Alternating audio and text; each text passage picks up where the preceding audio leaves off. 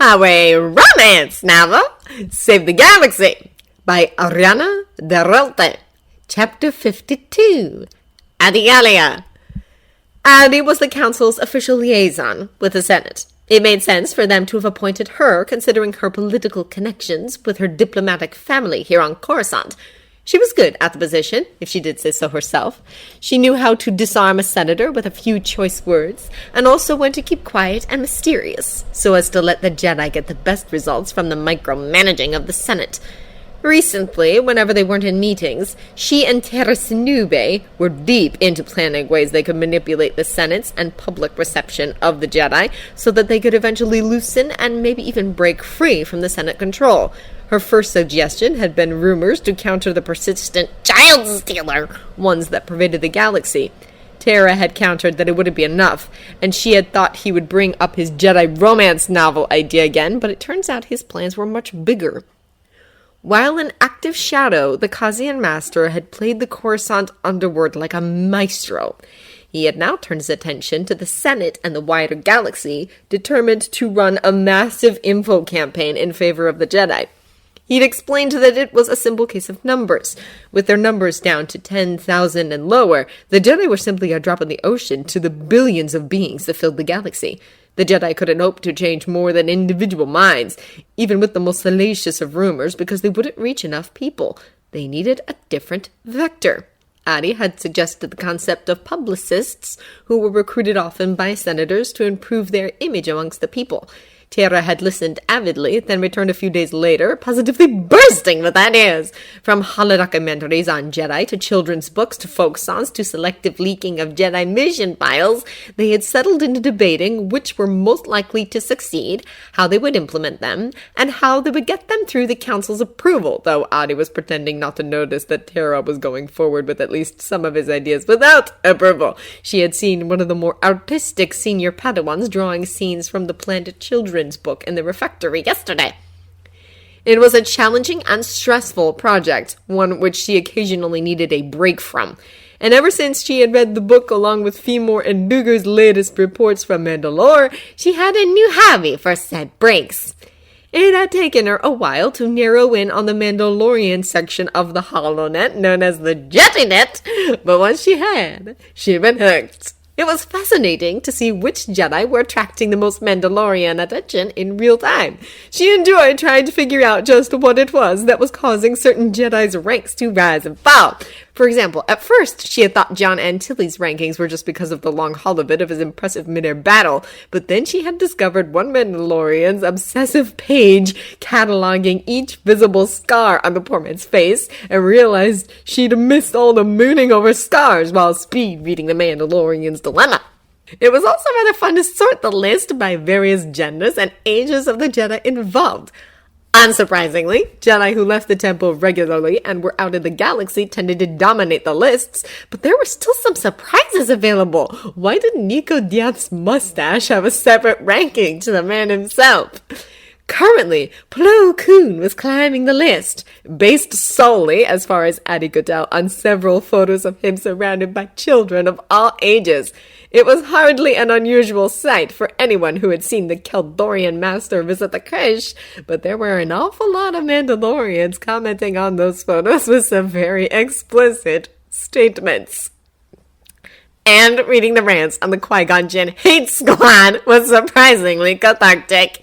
Adi hadn't actually had a problem with him on her first mission with him, but the second had been a disaster. He'd stolen and burned her cloak, claiming his had been too wet to use. They'd both been out in the rain for the same amount of time, so that excuse was, to put it mildly, voodoo. The squad had actual vids of Qui-Gon being shot, which she had watched an unseemly number of times before dismissing it as unbecoming of a Jedi. She had also sent the amazing fight by Obi-Wan Kenobi, which she'd found, to the Council of Reassignment in order to help them figure out what they were doing with the Initiate. It would be a shame for such an impressive fighter to end up in the core. Recently, there had been some sort of challenge to get a holo with Knight Femor, which seems to have morphed into a get a holo with any Jedi closest wins challenge. There was a complicated ranking system which involved Mandalorians voting via arrows to bring a photo up or down on a massive list. oddly, the hollows with willing Jedi participants weren't the highest. So a hollow of Knight Ariana politely posing with a smiling Mandalorian was low on the list. Instead, the Mandalorians seemed to value action shots more, especially when the Jedi was unaware. And they valued shots with masters and knights more than Padawans. Adi had become rather addicted to scrolling through the continuously updating hollows in her spare time. Some of the entries were amazing! A Verk Mandalorian, complete with a helmet that covered the large cresting arc all Verks had, and somehow managed to pose facing the direct opposite behind Verk Master Coleman Trebor, their crests forming an arc between them. Knight Depa Bilaba, looking over her shoulder, deeply unamused by the flinching Mandalorian trying to get a picture with her back. The elderly Chagrian Master Lakoron appearing completely oblivious to the Mandalorian standing next to him until you realized his hands were signing "Grip you" in Chagrian sign language, so far none of the Mandalorians had noticed. Her favorite at the moment was unfortunately not very highly voted, probably because the Jedi's face wasn't visible, but it made her laugh a lot. She needed to figure out who the Jedi was in the hollows so she could congratulate them on their successful conking with the Mandalorians. Maybe it was Health Koth. His robes and skin color matched. She saved it to her pad so she could look at it and smile during their interminable council meetings. Speaking of which, she needed to attend one. It started with Master Plett giving them a preliminary report on the difficulties of healing Mandalore. His suggestion of sending representatives there to do more hands-on research and sampling was approved with minimal debate for once. After Plett had left, the topic turned to discussing whether they should recall Master Dooku and the knights with him, or simply use them as the backup Master Kun and Mandalore Maril had requested. The issue at hand was that although Master Dooku and his knights seemed to have established some sort of rapport with the Mandalorians, they also weren't representing the Council's interests very well, plus Padawan Vossa apparently urgently needed to return to the temple. Most of them had been on the Council when Dooku was also a member, and remembered well how he had turned many debates into the need for the Jedi to separate themselves from the corruption of the Senate. No one was looking forward to his smugness when he discovered he was correct. Council members need to send directly with you, suggested Yaddle. A researcher Mandalore would answer questions we debate over. Allow the council member to give the direct experience it would. That was an excellent idea. Adi still remembered with a special sort of despair the 3-hour debate over whether the word Kara in Mandoa was an appropriate substitute for the word force. Agreed, said Oppo. He was usually pretty conservative, but could be counted on to speak up in support of his former master, Yaddle, when she needed it. But who will be sent? And the Jedi who goes will be subject to the unseemly attention of the Mandalorians, in addition to needing to be able to provide backup to Master Kun. My idea it was, so go, I shall, said Yaddle.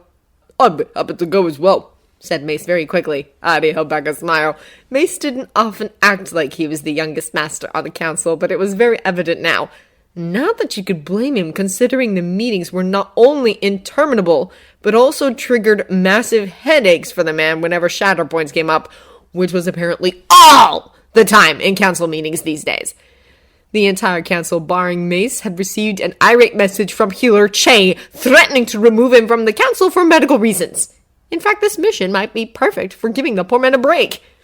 2 council members, a former council member in Dooku, Master Kun and Faye, and 3 Jedi Knights should be in ample force to back up the Mandalorians' attempt to retrieve their children from Deathwatch. After discussion, it was decided they would leave in a few days, since the Mandalorians were also going to take time to gather their forces for the rescue mission.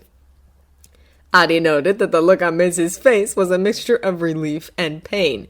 It seems they'd triggered another shatter point with this discussion. Where is your ship? Asked Naded. It wasn't exactly my ship, hedged the Jedi. I crashed it into the desert rather than have it land wherever it was programmed to. Kiri and I escaped a base filled with strange Mandalorians a week ago. They've been hunting us ever since, I'm afraid. You're fighting in the war. The Jedi shook his head. I'm not following Revan's path. Naded had no idea who that was, and somehow the Jedi must have sensed his confusion. Do you know anything about Jedi or the Force? The Jedi asked. There are Jedi and Dal Jedi, and you use some sort of magic called the Force, asked Nared. The Jedi chuckled. That's an impressively broad, if correct answer.